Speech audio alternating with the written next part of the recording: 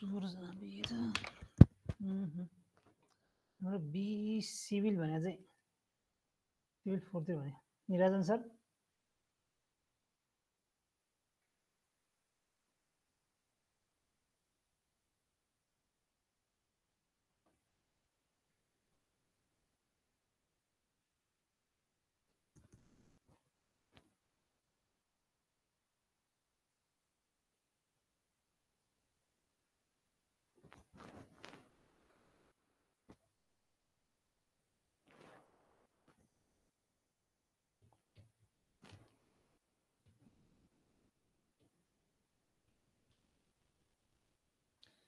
ल 2-3 मिनट कुरौँ न त त्यसपछि अनि सुरु गरौँ ल हैन साथीहरु 18 जना हुनुभएको छ 12-7 भयो 12-10 देखि गफ गरौँ ल अनि है त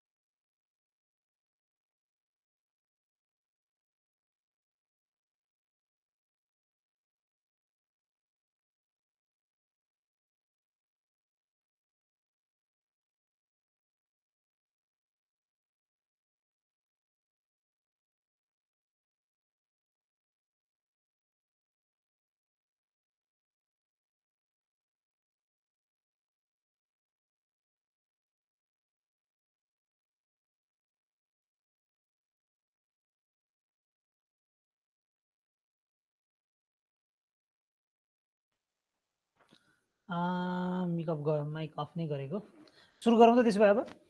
हुन्छ जतिजना छ हामी नै गफ गरौँ त हामी आज चाहिँ हाम्रो यहाँ भेला चाहिँ सायद पके पनि एउटा ओरिएन्टेसन गर्नुको लागि भएको छ हैन त आज ओरिएन्टेसन क्लास जस्तो भनेर के कसो हुन्छ कसरी पढ्ने कसरी गर्ने हैन हाम्रो कसरी अगाडि बढ्ने के अप्रोचबाट अगाडि बढ्ने यो पढ्दा फाइदा के हुन्छ बेफाइदा के हुन्छ हैन त सबै विषयमा चाहिँ के भयो हाम्रो गफ गर्नु पर्यो हैन त त्यही भएर चाहिँ एउटा हाम्रो सानो क्लास राखेको छ हाम्रो एकैछिन चाहिँ कुरा गरौँ त्यो विषयमा है त सबैभन्दा पहिला चाहिँ के भयो भने हाम्रो यो टोटल हामीले चाहिँ हामीले पढ्दाखेरि चाहिँ 2टा मात्रै इलेक्टिभ हुन्थ्यो, अहिले 3टा इलेक्टिभ छन्। त्यो मध्ये चाहिँ हामीले गर्दाखेरि चाहिँ अहिले के गर्नु पर्यो भने कम्तीमा पनि 2टा इलेक्टिभ जुन छ त्यो चाहिँ के हुँदो रहेछ भने एउटा पुलबाट लिनुपर्छ होइन त। जस्तै स्ट्रक्चरको पुलबाट लिएको हो भने के हुनु पर्यो हाम्रो फर्स्टमा स्ट्रक्चर पढेको छ नि, दोस्रोमा स्ट्रक्चरै पढ्नु पर्यो इलेक्टिभ 1 र 2। अनि इलेक्टिभ 3rd भनेको अर्को जुनसुकै सेलेक्ट गर्दा पनि हुन्छ, आफूलाई कुनमा सुइटेबल लाग्छ, कुन मनपर्छ होइन त। त्यसबाहेक भनेको हाम्रो अब ट्रान्सपोर्टेसनदेखि लिएर अब इन्भाइरोमेन्टदेखि लिएर डिफ्रेन्ट छ, सबैलाई थाहा छ होइन त। त्यसको बारेमा सबैले गफ गरि नै सक्नुभयो होला होइन त। जो सब आफूलाई चाहिँ केमा इन्ट्रेस्ट छ, भोलि गएर चाहिँ कसैलाई चाहिँ मानौँ न म फलानुतिर चाहिँ अलिकति बढी इन्ट्रेस्टेड छु, म त्यसैमा चाहिँ के गर्छु अगाडि बढ्न चाहन्छु भन्ने खालको कसैलाई छ भने बेस्ट अप्सन भनेको जे छ त्यसैमा लाग्दा भयो। त्यसको लागि स्ट्रक्चरै पनि हुनु परेन, त्यसको लागि इन्भाइरोमेन्टै पनि हुनु परेन, ट्रान्सपोर्टेसन, वाटर रिसोर्स के छ आफूलाई इन्ट्रेस्ट लागेको त्यो पुलबाट चाहिँ आफूले एउटा सिलेक्ट गरेर पढ्दाखेरि भोलि आफूलाई फाइदा चाहिँ फाइदा हुन्छ है पक्कै पनि। तर यही पढ्ने बित्तिकै यही नै मात्रै हो, अब सबै थोक यसैको आधारमा मात्रै डिफाइन हुने भन्ने खालको चाहिँ होइन रहेछ होइन त। भोलि गएर चेन्ज गर्दा पनि केही फरक त परेन होइन त। त्यसको एउटा राम्रो उदाहरण भनेको मै पनि हो होइन त। मैले बिल्डिङमा प्रोजेक्ट त गरेँ, तर मैले ब्रिजतिर पढेको, स्ट्रक्चर मैले त्यति बेला पढिनँ, पढाउन थालेँ सुरुदेखि नै। फर्स्ट युनिटदेखि मैले यो इलेक्ट्रिक पढाउन थालेँ। तर कहिले पनि मैले चाहिँ आफूले पर्सनली चाहिँ स्ट्रक्चर डाइनामिक्स र अर्थक्वेक जुन छ त्यो चाहिँ मैले मास्टर्समा गएर पढेको होइन, ब्याचलरमा चाहिँ पढेको होइन, तर पढाएको चाहिँ होइन। त्यो भएको हुनाले त्यही मात्रै हुन्छ भन्ने त होइन, तर कमसेकम एउटा भोलि सजिलो चाहिँ हुँदो रहेछ। किनभने मास्टर्स पढ्ने बेलामा चाहिँ हामीसँग जो चाहिँ साथीहरूले स्ट्रक्चर डाइनामिक्स र अर्थक्वेक पढ्नु भएको थियो उहाँहरूले चाहिँ त्यही सब्जेक्ट हुबहु हाम्रो नेपालमा चाहिँ हुबहु नै पढाइ हुन्छ। ब्याचलरमा जे पढाइ हुन्छ हुबहु त्यही नै के भयो हाम्रो 2टा सब्जेक्ट पढाइ हुन्छ कि एक्ज्याक्टली सेम। स्ट्रक्चरल डाइनामिक्सलाई स्ट्रक्चर डाइनामिक्स भनेको छ फर्स्ट सेमेस्टरमै छ, सेकेन्ड सेमेस्टरमा हाम्रो मास्टर्सको स्ट्रक्चरको सेकेन्ड सेमेस्टरमा अर्थक्वेक रेजिस्टेन्स डिजाइन भनेर जुन हामीले अर्को सेमेस्टरमा पढ्छौँ ठ्याक्कै त्यही नै रहेछ होइन त। यही 2टा कुरा नै के गर्नुपर्छ हामीले एक्ज्याक्टली नै पढ्नुपर्ने हुन्छ अर्को सेमेस्टरमा गएर पनि, के अरे हाम्रो मास्टर्समा गएर पनि। त्यो पढ्ने बेलामा चाहिँ फाइदा चाहिँ हुने भयो कम्तीमा, अहिले पढेको भयो होइन त। बुझ्न पनि सजिलो भयो, पढ्न पनि सजिलो भयो, कन्टेन्ट पढिसकेको कुराहरू पढ्न पनि सजिलो हुन्छ होइन त। अझै त्यसलाई अझै निखार्न सजिलो भयो होइन त। त्यो हिसाबले चाहिँ घाटै हुन्छ होइन त, त्यो हिसाबले फाइदा चाहिँ भयो। जस मेरो कन्सर्न चाहिँ अब मेरो कुरा चाहिँ के हो भने सकेसम्म चाहिँ आफूलाई कुनै एउटा डिफाइन छ, म चाहिँ यतातिर लाग्छु भन्ने खालको छ भने चाहिँ त्यही लिँदा राम्रो। फेरि पनि त्यो भनेको स्ट्रक्चरै हुनुपर्छ भने छैन, ट्रान्सपोर्टेसनतिर इन्ट्रेस्ट छ भने ट्रान्सपोर्टेसनको लिने, वाटरको इन्ट्रेस्ट छ भने वाटरको लिने होइन त। अब त्यसबाहेक चाहिँ हाम्रो यो अर्थक्वेक रिलेटेड जुन टपिक छ वा भनौँ न यो बिल्डिङसँग रिलेटेड स्ट्रक्चरसँग रिलेटेड जुन हाम्रो यो टपिक छ, यो टपिक पढिरहँदा चाहिँ यसका फाइदा बेफाइदा के त भन्दाखेरि सबैभन्दा पहिला चाहिँ यसका 2टा पाटोमध्ये पहिलो पाटोमा हामी स्ट्रक्चरल डाइनामिक्स भनेर इलेक्टिभ फर्स्ट पढ्छौँ र सेकेन्डमा गएर चाहिँ हामी अर्थक्वेक रेजिस्टेन्स पढ्छौँ। अनि फर्स्ट पढिसकेपछि सेकेन्ड पढ्नु पऱ्यो होइन त, त्यही अनुसार होइन त। 2टा मध्ये पनि अब फर्स्ट चाहिँ कतिपयले चाहिँ अलिकति अप्ठ्यारो छ कि भन्ने किसिमको कुरा गर्छन्। वास्तवमा सबभन्दा सजिलो पढ्नको लागि चाहिँ स्ट्रक्चरल डाइनामिक्स हो इलेक्टिभ मध्ये है। एउटा के पो छ एउटा रक स्लोप कि के भन्ने छ एउटा, त्यो 18 पेज कि कति पेजको चाहिँ छ अरे हो, त्यसैबाट सधैँ क्वेसन सोध्छ अरे भन्छन्, मलाई त थाहा भएन, हाम्रो साथीहरूले पनि पढाएको थियो। त्यो बाहेक चाहिँ मैले थाहा पाएसम्म अरू सबैमा पढ्नै पर्ने, घोक्नै पर्ने, अलिकति न्युमेरिकलहरू गर्नै पर्ने अलिकति बढी होइन त। हामी कहाँबाट त्यस्तो साह्रै घोक्नु पर्ने खालको हुँदैन। न्युमेरिकलहरू पनि 2-4वटा चाहिँ के भयो हाम्रो सिलेक्टेड न्युमेरिकलहरू छन्, जाँचमा आउने खालको पढ्न चाहिँ हामी पढ्छौँ, तर जाँचमा आउने चाहिँ इक्जामको हिसाबले पढ्दाखेरि वा बुझ्ने हिसाबले पढ्दाखेरि चाहिँ हामीलाई काम लाग्ने पनि, र त्यसपछि के भयो हाम्रो भोलि एकदमै युजफुल हुन्छ त्यो पाटोहरू, र इक्जामको हिसाबले पनि युजफुल जुन पाटोहरू छ त्यो चाहिँ के छ हाम्रो एकदमै लिमिटेड छ होइन त। 2टा क्वेसन त यस्तो खालको छन् जुन चाहिँ सधैँ सोध्छ, 15-15 मार्क्सको सोध्छ, उस्तै गरी 20 मार्क्सको पनि सोध्छ कहिलेकाहीँ। त्यस्ता खालका टपिकहरू छन् भनौँ न होइन त। अझै उस्तै भयो त कुनै त्यसैबाट त्यही 2टा टाइपको जुन छ हो त्यसबाट 3टा पनि सोधिदिन्छ कहिलेकाहीँ होइन त। त्यो बेला 40 मार्क्स 35देखि 40 मार्क्स चाहिँ के भयो हाम्रो टेन्टेटिभ सधैँ एउटै खालको न्युमेरिकल सोध्छ, त्यसपछि थ्योरीहरू भए थोरै होइन। त्यो हिसाबले चाहिँ के भयो हाम्रो अलिकति बुझिरहँदाखेरि चाहिँ अलिकति पढ्न मन लाग्दाखेरि चाहिँ अनि अलिकति डेपमा जान खोज्दाखेरि चाहिँ के भयो हाम्रो थोरै के भयो हाम्रो अलिकति बढी स्टडी गर्नुपर्ने होइन त, थोरै बढी स्टडी गर्नुपर्ने। किनकि हामीले पढेको भन्दा थोरै फरक तरिकाले पढिन्छ, फरक खालको टपिक भयो यो होइन त। त्यो हुँदाखेरि चाहिँ अलिकति कसैले चाहिँ होइन अलिकति धेरै पढ्नुपर्छ भन्ने सोच राख्नु बेग्लै कुरा हो। होइन भने चाहिँ हाम्रो के भयो बिल्डिङ प्रोजेक्ट गर्दाखेरि पनि एकदमै सबै कुराहरू के भयो हाम्रो यही 2टा टपिकमा चाहिँ आधारित भएर गर्ने हो अधिकांश कुराहरू। यो 2टा पढेकोलाई चाहिँ के भयो हाम्रो बिल्डिङमा चाहिँ भोलि काम गर्न, डिफेन्स गर्न हरेक हिसाबले चाहिँ सजिलो भयो होइन त। तर नपढेकोलाई चाहिँ फेरि आइडिया चाहिँ हुँदैन, थ्योरिटिकल नलेज आइडिया हुँदैन है त। पढेको र नपढेको त्यो फरक चाहिँ पक्कै पनि भइहाल्छ। नपढिकन गर्नु र बिल्डिङ प्रोजेक्ट गर्नु र यो पढेर बिल्डिङ प्रोजेक्ट गर्दाखेरि केही न केही रिफाइन चाहिँ हुन्छ है त। त्यसबाहेक चाहिँ हाम्रो 2टा टपिक मध्ये चाहिँ अहिले हामी स्ट्रक्चरल डाइनामिक्सको कुरा गरौँ होइन त। अझै बढी चाहिँ यथार्थ कुरा भन्नुपर्दा अझै बढी चाहिँ हाम्रो के भयो भने अर्को पार्टको जुन सेस्मिक रेजिस्टेन्स डिजाइन जुन छ हो त्यससँग रिलेटेड कुराहरू चाहिँ त्यो सिधै बिल्डिङमा गएर के भयो हाम्रो कनेक्टेड हुने भएको हुनाले त्यो चाहिँ हाम्रो अझै बढी युजफुल हुन्छ। फर्स्ट पार्ट पनि युजफुल चाहिँ हुन्छ। अब कहाँ युज हुन्छ के हुन्छ त्यसमा चाहिँ हामी कुरा गर्छौँ। स्ट्रक्चरल डाइनामिक्समा चाहिँ हामी बेसिकली एनालाइसिसका कुराहरू बढी गर्छौँ। यसमा चाहिँ के हुन्छ हाम्रो एनालाइसिसको पार्ट बढी हुन्छ र यहाँ चाहिँ के भयो भने ओभरअल भाइब्रेसनको स्टडी हुन्छ। अर्थवेकको मात्रै होइन कि ओभरअल भाइब्रेसनको स्टडी हुन्छ। त्यो भइरहँदाखेरि चाहिँ के भयो भने अब नर्मल एउटा स्टाटिक के अरे हाम्रो कन्टिन्युस लाग्ने चेन्ज हुने होइन त डाइरेक्सन चेन्ज गर्ने के भयो हाम्रो भाइब्रेसनको इन्टेन्सिटी चेन्ज गर्ने खालको भाइब्रेसन मात्रै नभएर के भयो हाम्रो कन्स्ट्यान्ट भाइब्रेसनदेखि लिएर अरूको पनि हामीले के गर्नुपर्ने हुन्छ स्टडी गर्नुपर्ने हुन्छ। सुरुवात हामी त्यहीँबाट गर्छौँ होइन त। जम्मै हामी कहाँ चाहिँ त्यहाँ 5वटा वा 6वटा भन्दा पनि हुन्छ। बेसिकली 6वटा चाहिँ के छ हाम्रो टपिक छ भनौँ, च्याप्टर भन्दा पनि 6वटा टपिक चाहिन्छ। 6वटा टपिकमा चाहिँ पहिलो टपिकमा चाहिँ हामी सामान्य के गर्छौँ भने त्यसको एनालाइसिस मात्रै गर्छौँ। अन्त सामान्य भनौँ इन्ट्रोडक्सन मात्रै पढ्छौँ अनि इन्ट्रोडक्सनको मात्रै कुरा गर्छौँ। इन्ट्रोडक्सनको कुरा भइसकेपछि चाहिँ अब त्यहाँनिर चाहिँ त्यो सिस्टम रेजिस्टेन्ससँग रिलेटेड टर्महरू नयाँ टर्महरू के आउन सक्छन् ती सबैको बारेमा हामी स्टडी गर्छौँ, बुझ्छौँ। अनि त्यसपछि के भयो हाम्रो अब त्यसपछिको पाटो भनेको च्याप्टर 2 देखि चाहिँ हामीले पढ्ने भनेको चाहिँ सिङ्गल डिग्री फ्रिडम सिस्टम भन्ने चाहिँ SDOF भन्छ। भनेको चाहिँ के भयो भने एउटा डाइरेक्सनमा मात्रै मोसन हुँदाखेरि चाहिँ के भयो हाम्रो कसरी बिहेभ गर्छ त्यो स्ट्रक्चरले हो त्यसको चाहिँ के गरिन्छ हाम्रो स्टडी गरिन्छ। कुनै एउटा डाइरेक्सनमा चाहिँ के भयो हाम्रो कुनै पनि स्ट्रक्चर चाहिँ के गरिरहेको छ भाइब्रेट गरिरहेको छ भने त्यसले चाहिँ कसरी बिहेभ गर्छ भन्ने कुरा चाहिँ केमा पढ्ने भयो भने च्याप्टर 2 मा पढ्ने भयो। अलिकति लामो धेरै समय पनि लाग्ने के भयो हाम्रो तुरुन्तै दोस्रो च्याप्टरमा भएको अनि अलिक धेरै कुराहरू पढ्नुपर्ने भएको हुनाले विद्यार्थीलाई चाहिँ यो पाटो जुन चाहिँ यो पाटो चाहिँ अलिकति अप्ठ्यारो लाग्छ। तर त्यस्तो साह्रै फेरि पनि अप्ठ्यारो छैन। यसमा पनि सेलेक्टेड कुराहरू चाहिँ मिलाएर बुझेर पढ्दाखेरि एकदमै सजिलो छ होइन त। अब नबुझ्दाखेरि त धेरै पनि गाह्रो भइ नै हाल्ने भयो होइन भने चाहिँ यो सिङ्गल डिग्री फ्रिडम सिस्टम एउटा डाइरेक्सनमा चाहिँ मुभ गर्दाखेरि त्यसको एनालाइसिस गर्न कति ठुलो कुरोको भएर होइन। अब यहाँ चाहिँ हामीले अब धेरै कुराहरू छन्। त्यही के हाम्रो रेजोनेन्सका कुरादेखि लिएर होइन त अब सिङ्गल डिग्री डाइरेक्सनमा चाहिँ मोसन हुँदाखेरि चाहिँ बिहेभ कसरी गर्छदेखि लिएर डिफ्रेन्ट टाइप अफ भाइब्रेसनमा चाहिँ कसरी बिहेभ गर्छ होइन त। त्यसमा पनि फ्री भाइब्रेसन फोर्स भाइब्रेसनहरू हुन्छ होइन त। त्यस्ता कुराहरू चाहिँ सबै के भयो हाम्रो यो टपिकमा चाहिँ हामी के गर्छौँ पढ्छौँ। र फेरि पनि अलिकति धेरै पढ्नुपर्ने अनि क्वेसन पनि ठिकै धेरै नै आउँछ होइन त। यो च्याप्टर चाहिँ के भयो हाम्रो अलिकति लामो हामीलाई समय पनि धेरै लाग्छ होइन त। लगभग आधी सेमेस्टर हामीले पढ्ने भनेको यसैमा यो 1 च्याप्टर भनेर 2 मा। च्याप्टर 3 मा चाहिँ हामी MDF मा जान्छौँ, मल्टी डिग्री फ्रिडम सिस्टम भनेको चाहिँ अब के भयो सिङ्गलबाट मल्टी डिग्री फ्रिडम सिस्टममा गयौँ। अनि यो टपिक जुन चाहिँ सुन्दाखेरि चाहिँ अब सिङ्गलभन्दा मल्टिपल झन् गाह्रो लाग्नु हुन्छ कि भन्ने खालको हुनसक्छ तर त्यो झन् सजिलो छ होइन एकदम सजिलो छ। र त्यहाँबाट पनि के भयो हाम्रो SDF जतिकै बराबरको न्युमेरिकलहरू क्वेसनहरू सोध्छ र त्यसको इम्पोर्टेन्स पनि त्यति नै छ र त्यसको युज पनि के भयो हाम्रो पछि गएर अलिक बढी भयो। भनेपछि अब के भयो हाम्रो कुनै पनि एउटा स्ट्रक्चर चाहिँ एउटा डाइरेक्सनमा मात्रै त मुभ गर्दैन अन्त नम्बर अफ डाइरेक्सनमा के हुनसक्छ मुभ गर्न सक्छ। एउटै पोइन्टमा एउटै इलिमेन्ट जुन चाहिँ एउटा बिम हेर्ने भने एउटा बिमको चाहिँ के भयो एउटा कुनातिर एउटा तरिकाले भाइब्रेट गरिरहेको छ भने अर्को कुनामा अर्को तरिकाले भाइब्रेट गर्न सक्यो होइन। त्यो हिसाबले चाहिँ के भयो हाम्रो नम्बर अफ के भयो हाम्रो जुन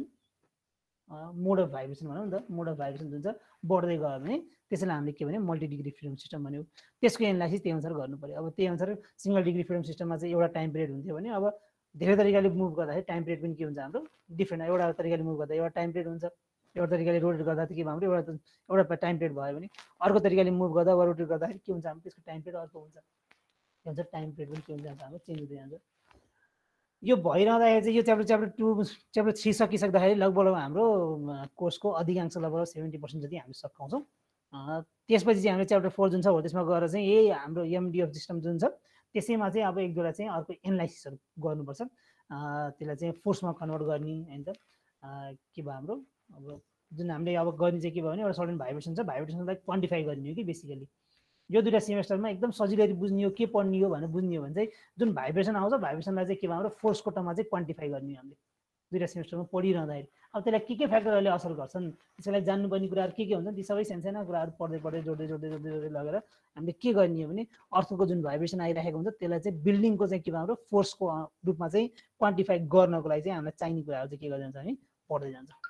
कन्सेप्ट त्यति नै रहेछ है त। पुरै 2 सेमेस्टरै पढ्ने त्यही हो हामीले। तर त्यसमध्ये पनि फेरि के भयो हाम्रो अब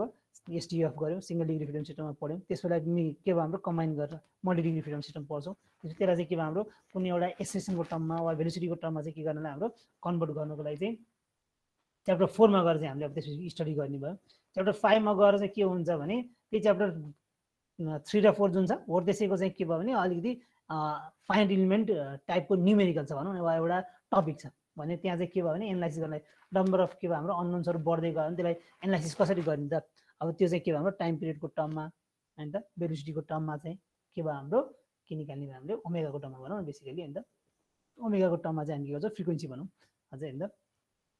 फ्रिक्वेन्सी टाइम पिरियडको टर्ममा चाहिँ के गर्दै हुन्छ हामी अब त्यसलाई चाहिँ एनालाइसिस गर्नुपर्ने कसरी गर्ने भनेर दुई तिनवटा मेथड छ त्यो अर्को टपिकमा गएर चाहिँ होइन त त्यो तिनवटा मेथडमध्ये फेरि पनि एउटा क्वेसन सोध्छ त्यो एउटा लङ क्वेसन भयो च्याप्टर 4बाट एउटा लङ क्वेसन आउँछ त्यो च्याप्टर 3बाट चाहिँ अर्को एउटा क्वेसन आउँछ च्याप्टर 2बाट चाहिँ एउटा वा दुईवटा के हाम्रो सर्ट क्वेसनहरू मिलाएर वा कुनै एउटा लङ क्वेसन सोध्छ होइन त अनि च्याप्टर 5 जुन छ च्याप्टर 5 सकाउँदाखेरि चाहिँ हामीले अब एमडिएफका चाहिँ अधिकांश कुराहरू पढिसकेका हुन्छौँ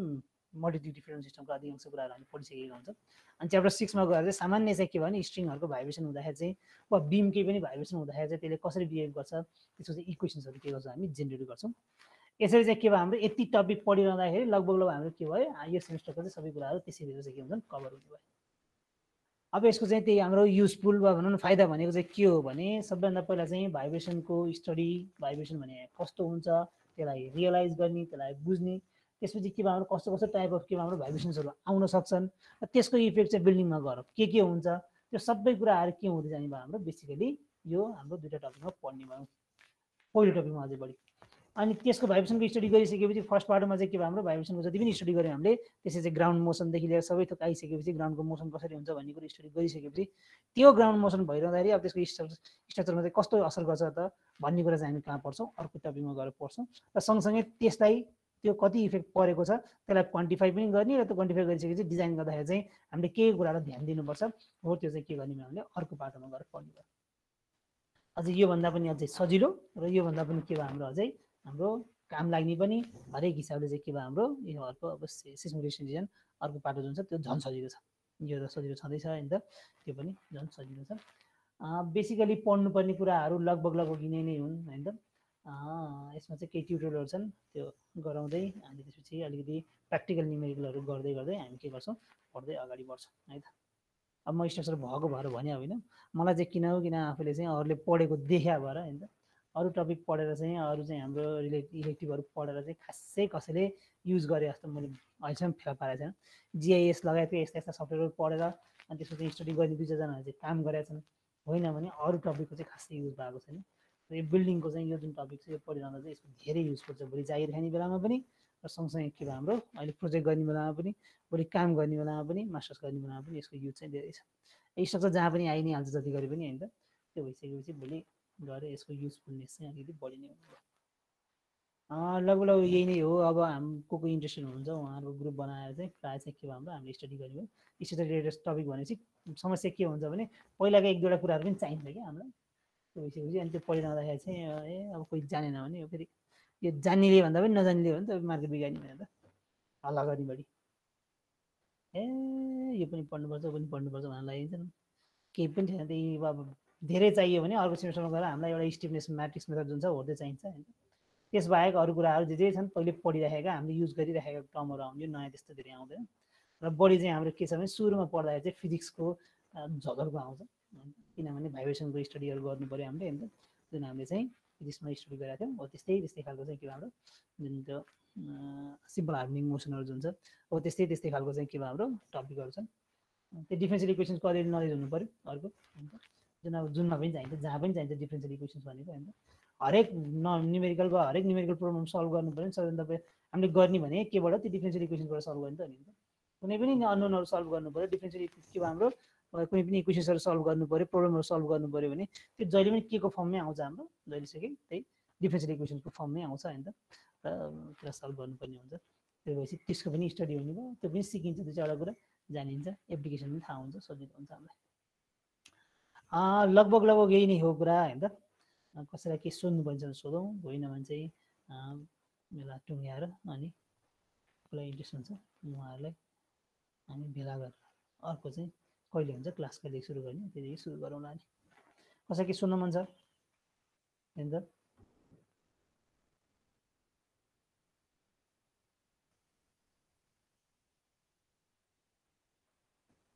कसैको कुरा चाहिँ नसुन्नुहोस् है त कसैको कुरा नसुन्नु यो गाह्रो छ भन्ने होइन त्यो आफूमा डिपेन्ड गर्ने कुरा हो होइन त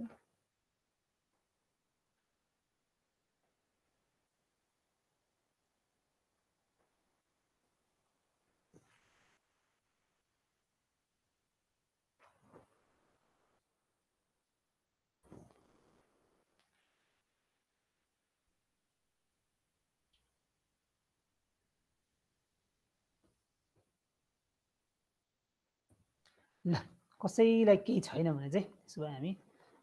यति नै गरौँ आजलाई हैन त आज पढ्ने भन्ने पक्कै थिएन होला कि हैन त ओरिएन्टेसन भन्नुभएको थियो है अर्को कहिलेदेखि क्लास लिने भन्नुहुन्छ त्यही अनुसार हामी क्लास पढाउँला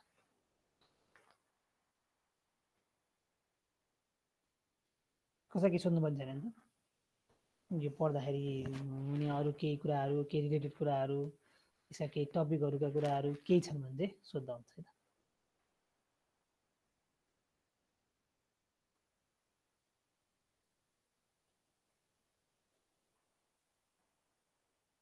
ल हस् ल thank you have a good day अब कहिले हुन्छ क्लास त्यस बेला भेटौँला है त ओके सर